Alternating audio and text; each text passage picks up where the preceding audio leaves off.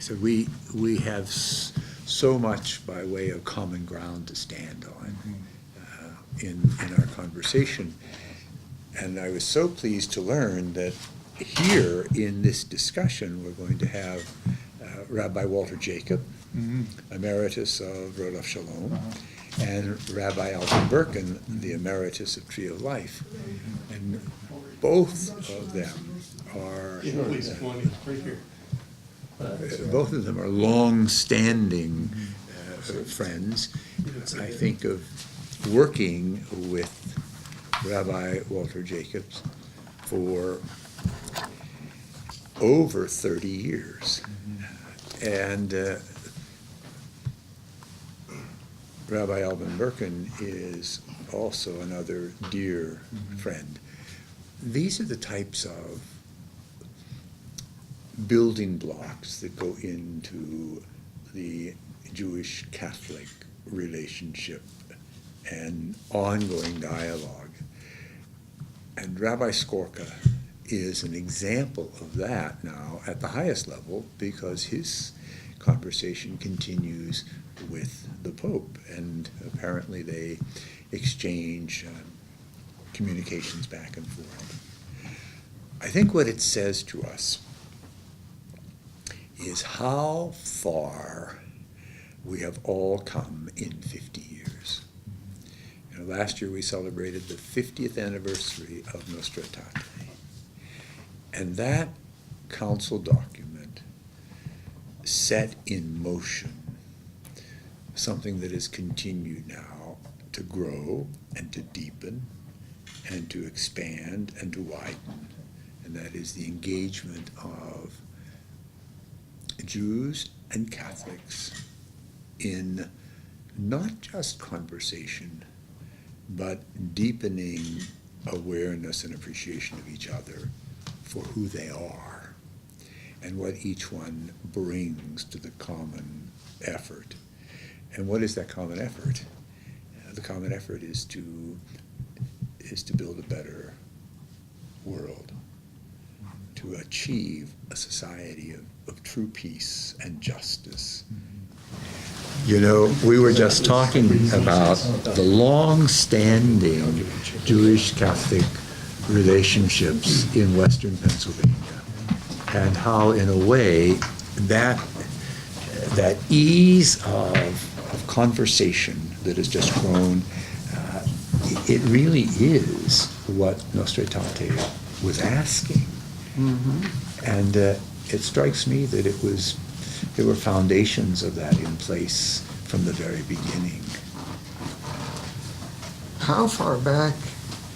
You know, one would have to really, really look. I'm familiar with Freehoff, of course, and with his predecessor, who, however, published almost nothing. So the result is, if he gave sermons on this theme, either we are unlucky or lucky that we don't have them. Yeah. It's interesting, the Holy Father, I believe, his entire career grew out of Vatican II and Nostra Aetate. He literally lived it in his ministry. Yeah. I mean, he had the Jewish community of Argentina, as Rabbi Skorka will tell us, is really small. And yet, Cardinal Bagoglia reached out to them, was a dear friend of them. 3 days before I think he became the Pope, he was in a synagogue in Buenos Aires lighting a Hanukkah candle. When the building, the Jewish Center was destroyed, he put together a petition, was the first one to sign it, calling on the government to investigate and prosecute and so on. I mean, he was a friend indeed to the Jewish world. And he didn't need to be, is what I'm saying. And when you think the point you just made, in a way, we are all heirs to Nostra Aetate. It's 50 years ago that document was published, and it just enriched the relationships and the way in which we were able to take for granted the way we could work together, the level of communication, the level of friendship. I like what you said about being being a child of the council. I think that's probably true for all of us of this generation. And isn't it good to see where we are today, 50 years later, and all of the richness that has grown out of that. I mean, the very fact that here we are, sitting around talking like elders, but it was something we lived through. So there's a downside. The downside is that it's largely taken for granted. Yes. And one doesn't either remember the history of it or is impelled, as one was before, to continue that movement. It's there, so okay, why do we have to do anything else? Yeah. That's that sort of attitude. And isn't that why we can be so grateful to the Archabbot for arranging this? Because this gathering is an opportunity for us to say, we need to move now to another level, that it has to continue. You know, the taking for granted of the relationships, that's not something that we want to see in a negative sense. We want to see that as something we can stand on and keep moving forward. You know?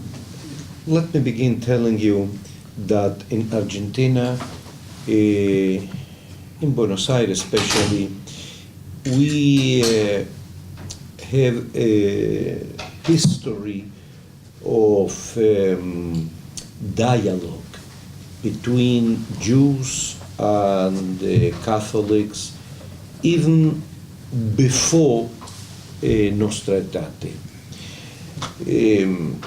The first congregation, thanks, the first congregation I served as a rabbi had a rabbi before me named Paul Hirsch. And Paul Hirsch was a very befriended with a priest named Poli, who had a parish in the same area, and they organized activities between the members of the parish and with the members of the synagogue. In the late 50s, when I was a child, I remember a television program devoted, named Table of Dialogue, with the presence of a rabbi, with the presence of a priest and members of different Christian denominations. The special point with my friendship, because it's not merely a relationship with Pope Francis. Now when we exchange emails, one begin writing to the other,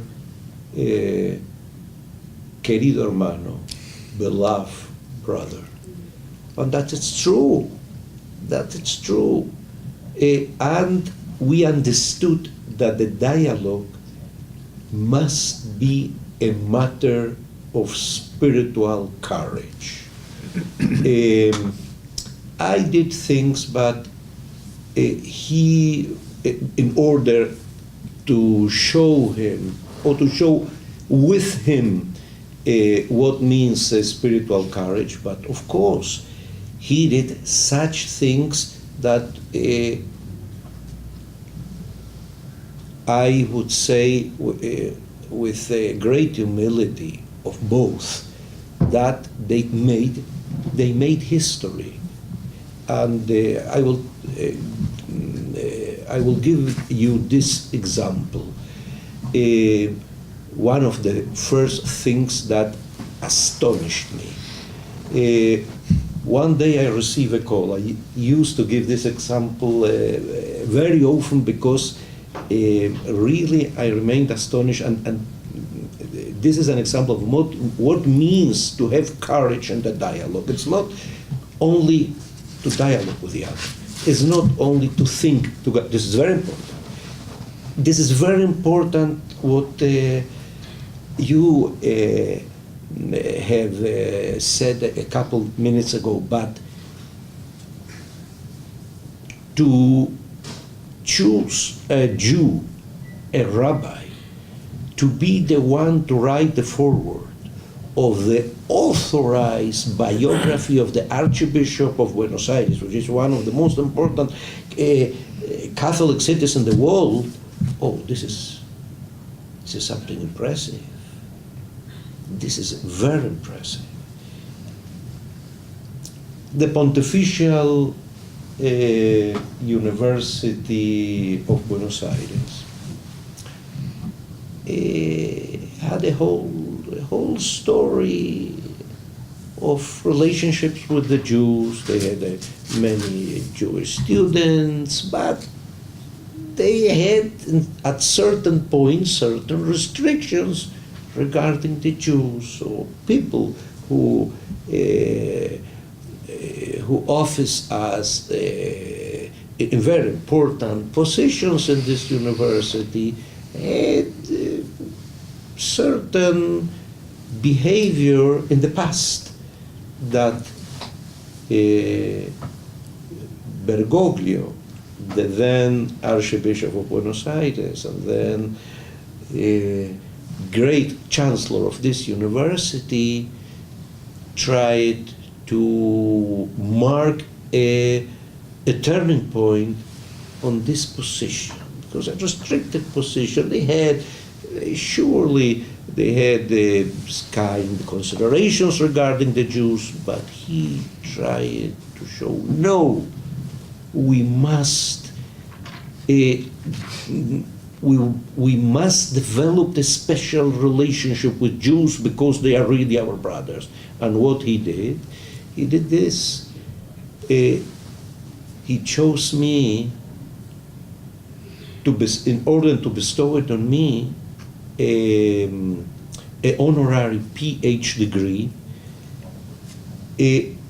which he gave me in a special event prepared in order to celebrate the first 50 years after the beginning of the Second Vatican Council. And it was an impressive event with thousands of people. And I spoke what this honor, this award represents for me. I spoke about the Shoah. I quoted the words of Cardinal Casper in a book that you know very well about. The editors of the book are Philip Cunningham and Father Joseph Sievers and several more, about the development of the theology after Nostra Aetate, a very known book. And what Cardinal Casper wrote in this foreword that I say that you remember very well is impressive. He spoke about the anti-Semitism in the Catholic theology and how Nostra Aetate came to begin a new era, a new time. And I said on that opportunity that Nostra Aetate is a document, is a body, but you, so I said to Bergoglio and to other priests who demonstrated to me such kind of loyalty. Imagine yourself after the bombing we suffered in the central building of the great community of Buenos Aires, a building which of the central community of Buenos Aires. It's an institution which centralizes all the activities of, or a great part of the activities of the whole community of Buenos Aires, as is well known, in 1994, blew up in an attentat, a terrorist attentat. So, I remember there is in Buenos Aires a father named Brown, Rafael Brown. Is when Rosh Hashanah, Yom Kippur came after this attentat, is many Jews were afraid to go to the synagogue. It's very understandable. And so Father Rafael Brown called to me and said to me, so I would like to be in the synagogue with you in Rosh Hashanah and in Yom Kippur, just for the fear that the community, the members of the community have. So I told them, I gave all kinds of examples. You really are giving soul to Nostra Aetate. And this is what occurred with Bergoglio. I invited him to the synagogue, and at a certain opportunity I put in his hands an old Siddur, a prayer book. My synagogue was built by Jews who escaped Germany in the last years before the war, and what they brought with them, books, prayer books, and one of those prayer books from which passed from one generation to the other, from the beginning of the 19th century. I put a certain opportunity in his hands in a special service, religious service that we performed before the Rosh Hashanah and Yom Kippur. We have special services named Slichot. Slichot means to forgive, forgiveness. And I told them, I put this book in your hands, or as a testimony. Keep this book, you, from now onwards. Another story I can tell him what means really a deep friendship, really a friendship from heart to heart that we developed. Someday I was with him in his workroom, studio. Study. Yeah, and we spoke about religious poetry in Latin America. So he said to me, just a moment, I go to the second floor to my library and I will bring you a book. So take with you this book so you have the information you asked me about. And so I was alone in his workroom, and he took a look on the photos he had in his room. Suddenly, he had the photos of or pictures of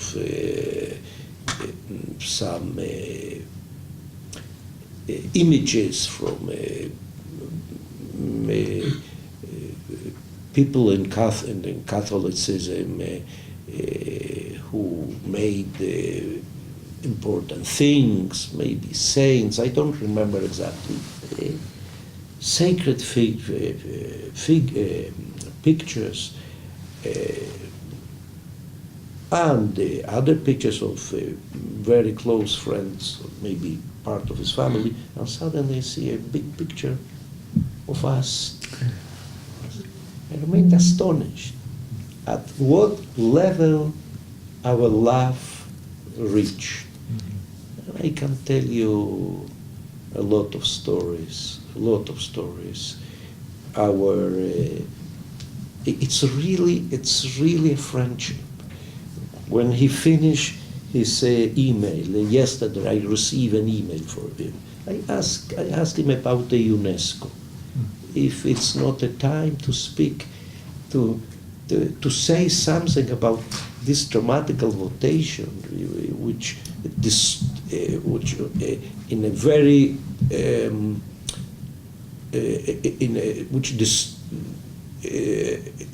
in a very bad way. I look for the word distorsionar in Spanish. It was distortionate. Distortion. A distortion way they presented the relationship between the Jewish people and the land of Israel. And this involves also, I wrote to him that this distortion also affects the church. Because for Christianity, the land of Israel is something very important. And if you say that that only for Muslim people, it's irrelevant Israel, it's not the truth. So,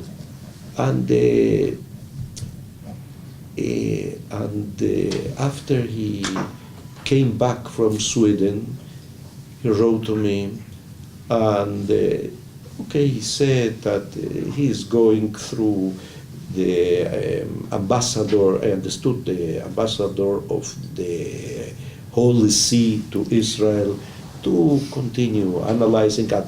He has appeared in the press already, said something about the theme, and afterwards he shared with me his reflections about this very dramatical moment, that he does consider that we are in the Third World War. It's a different war, as he explained in many opportunities.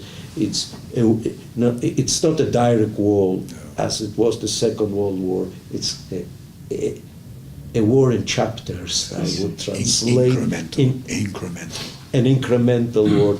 He said, he wrote to me the word etapas. It's a war in steps. It's not exactly steps, but I suppose that the best translation is etapas is historical periods. In periods could be the. Okay, you understand the idea. And at the end, as usual, best regards to Sylvia, best regards to the kids. The kids, my son and daughter, kids, more than 30. But for us, the kids, and he has a special relationship with my family, and I shared with him a lot of moments. But the most important point is the point of that both of us know that the challenge is to produce very deep actions in order to show that really we are brothers. One of the actions that I suggested him, and we did that afterwards, was our hugs, our embracements in front of the Wailing Wall. I suggested him when we planned the idea of the trip to the Holy Land. I told him the first time that we came together, you must go. This must be a pilgrimage. This must be your first trip. It really was the second trip, because the first trip was to Brazil, but the trip to Brazil was already prepared and appointed before he was elected Pope. And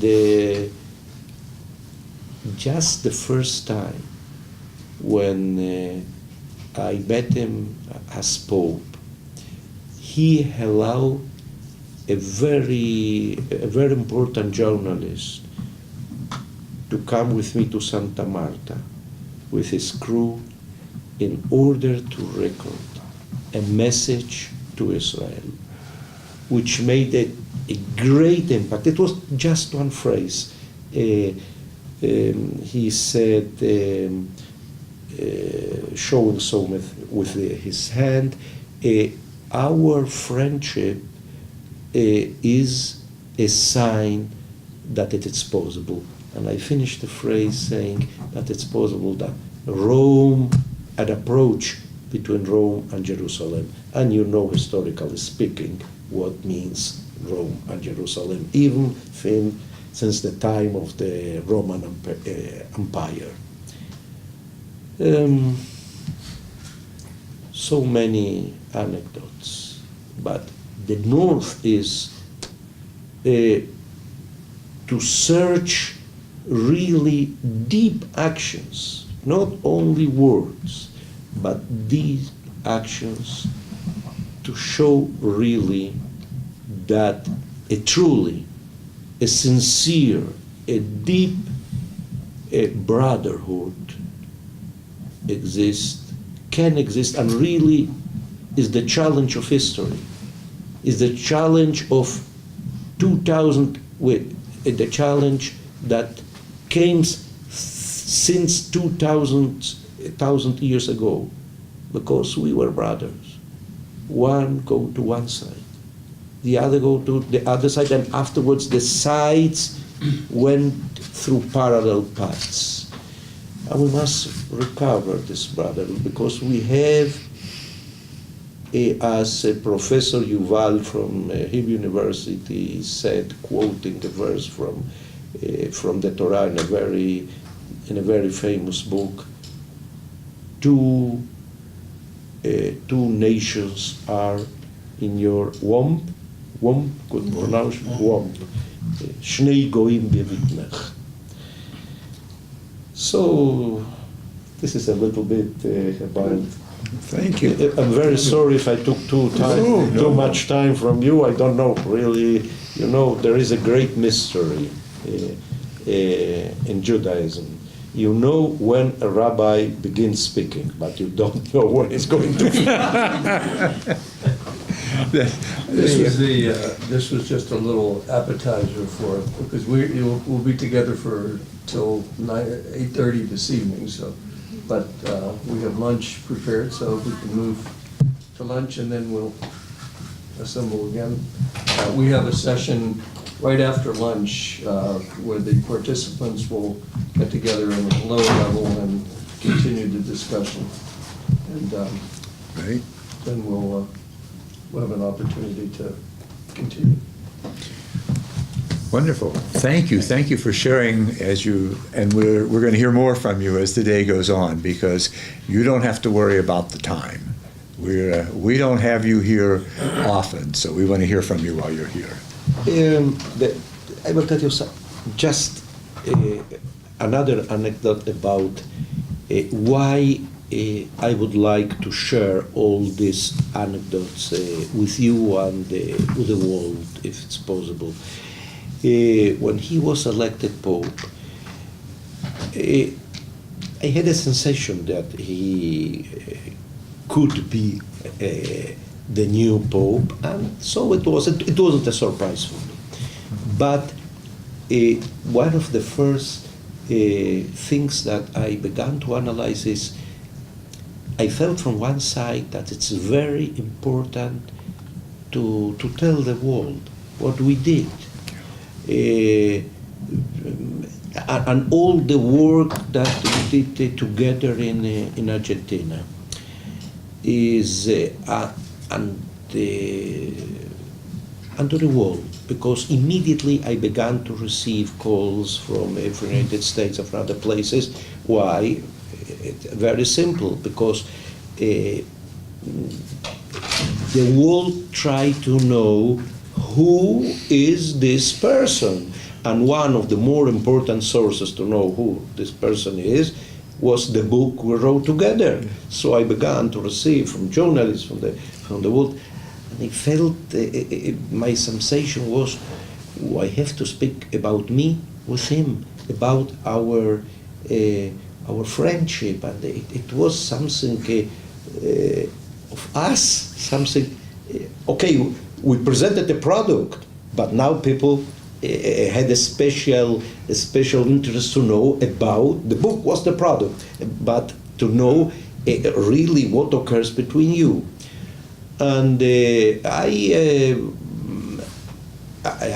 I made the whole process of this point, but a special moment was when someday it was the evening in Rome, more or less 3 in the afternoon in Buenos Aires, when I went from the seminary walking to my house. So suddenly my cell phone rings and say, yes, hello, and from the other side I hear, habla Bergoglio. Bergoglio speaks. Was elected Pope, prepared to be. This was our first contact after I said to him, hello, bye bye. We are going to see each the other because he went for vacations in February, the first week, the second week of February, 2013. Okay, bye. We see each the other in. We already fixed a day when to come together in order to continue recording the programs, the television programs. So the first thing Bergoglio said, as a joke and not as a joke, he said, I translate from Spanish, look, people caught me here in Rome and didn't let me return to Buenos Aires. So I began speaking to him and telling him, look, I feel an inner pressure that I must tell about our intimacy, about our friendship, because now you are the Pope. So, and then it was in the middle of the street, walking, and I had no a pen, and no a piece of paper, and the end of this first call was, okay, I would like to give you my email address. So we continue being in touch. So suddenly, this is the end of the anecdote, imagine yourself, I stopped the car and I said to a woman, and by a miracle this woman knew me very, very well. I said, can you make me a favor, please? Yeah. What is? I need a piece of paper and a pen because the Pope is speaking. So, but this conversation was tremendous because I shared with him, and he agreed, of course, and totally. Our friendship must be known, is a testimony in his own words that this is possible. Thanks. Great. Wonderful. Wonderful.